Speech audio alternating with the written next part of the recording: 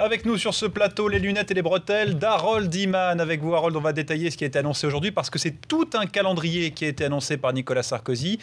Quelle est la suite des opérations ?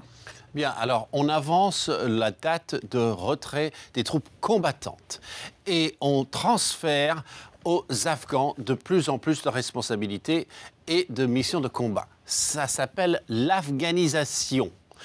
Donc on va afghaniser la Capissa à partir de mars. La Capissa, c'est là où nos soldats français sont concentrés à raison de 2500 dans cette poche. Sinon, ils sont 3600 dans tout l'Afghanistan pour l'heure. Alors, fin 2012, 1000 rapatriés français. On en avait déjà proposé 600 de moins, mais là, on rajoute. Donc, on en enlève 1000. Et sachez que les Américains sont tout aussi pressés de partir. Ils vont en retirer 23 000.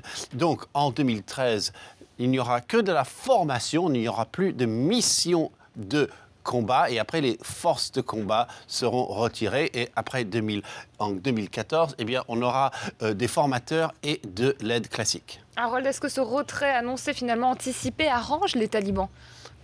Alors, les talibans, ils restent quand même forts, mais beaucoup moins forts qu'on pourrait croire.